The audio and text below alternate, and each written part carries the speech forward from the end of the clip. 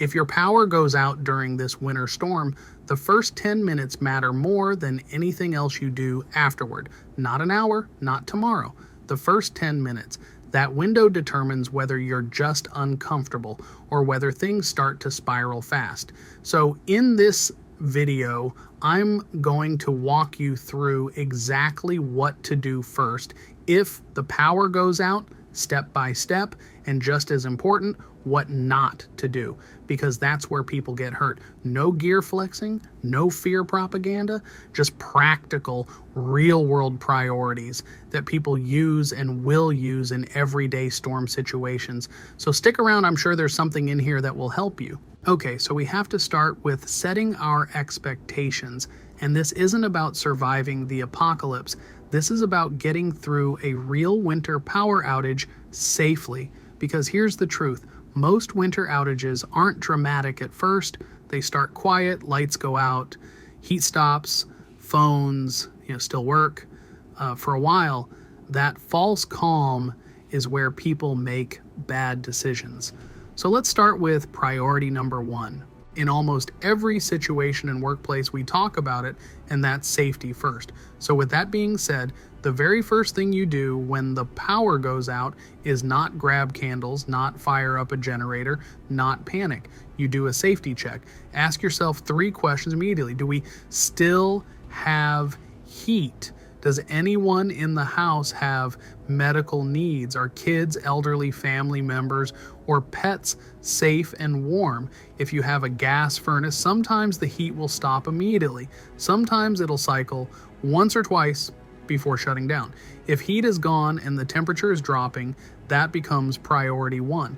If anyone relies on powered medical equipment, that changes everything, and you should already be moving toward backup power or relocation plans. This step should take less than 5 minutes. Just make sure you do this slowly and safely. Okay, so this one may sound a bit weird, but something you're going to want to do before you assume anything, you're going to want to check a window. Are neighbors dark too? Check your utility app if you have one. Look outside, streetlights nearby homes. If it's just your house, stop here and troubleshoot safely. If it's widespread, don't waste time trying to fix it. Utilities will restore when they restore. Your job is self-sufficiency, not repair work. There is no reason to check breakers or anything like that if nobody has power. Okay, so real quick, let's go over some what not to do's. And this is where people screw up. Let me be very clear. Do not run generators in garages. Run generators near windows. Use grills, propane heaters, or camp stoves indoors. Fall asleep with candles burning. And if you're one of the people saying candles are by far the best things you can have in this situation, and I've heard you up in my comments, roughly 9,000 house fires a year in the US are started from candles.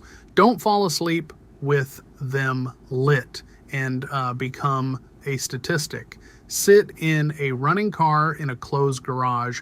Every winter, people survive the storm and then die from carbon monoxide. Cold is uncomfortable. Carbon monoxide is silent and final. Please make sure you pair carbon monoxide detectors with your fire and smoke detectors at home. I will link a really good set down in the description box below if you'd like to get a dual purpose set. If you take nothing else from this video, no combustion indoors without proper ventilation. I promise I would not give you information that I don't 100% believe or trust. Okay, so let's talk about what we should be working on. And I will tell you, people instinctively chase heat first, and that might feel like the right answer. I know it would feel like the right answer for me, but that's usually a mistake. Your first practical priority after safety is light. Why? Because light lets you move safely, avoid injuries, manage kids and pets, make good decisions. Use flashlights, headlamps, battery lanterns.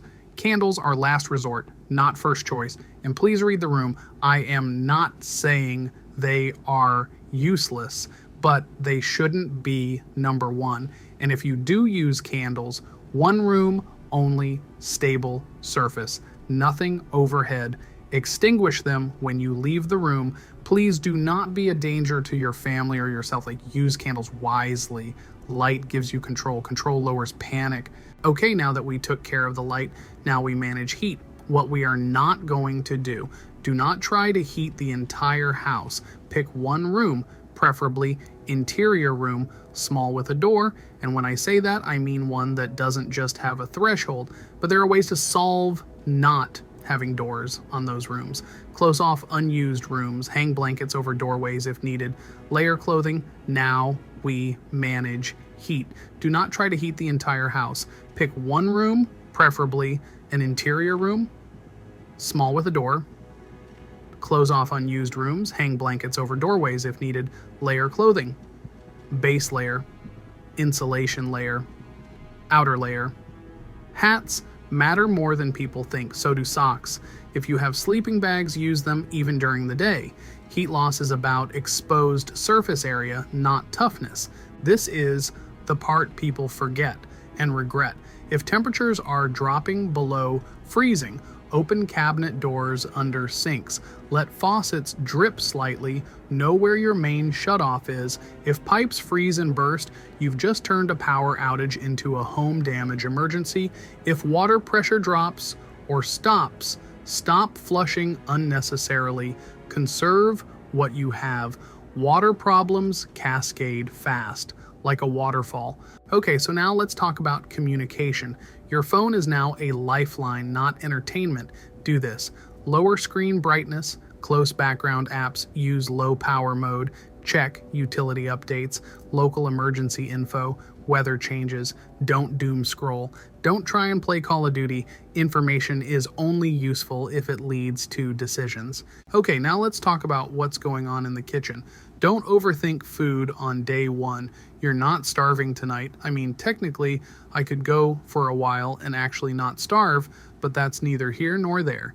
Eat what doesn't need cooking first, what will spoil next. High calorie, easy foods. Avoid unnecessary fridge opening. A closed fridge stays cold longer than you think. Hot meals are nice, not required. The military taught me that. Calories plus hydration matter more. Okay, and this is the hardest part to talk about and the hardest to try and decide. This is the honest part. Ask yourself, is it getting colder inside than expected? Do we have enough light and heat to last overnight? Are kids or elderly at risk? Leaving early is not failure. Waiting too long is how people end up stranded. If you go, tell someone, take chargers, meds, ID lock the house.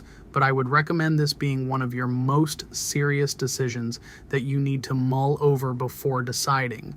And only you can make that determination when the time comes.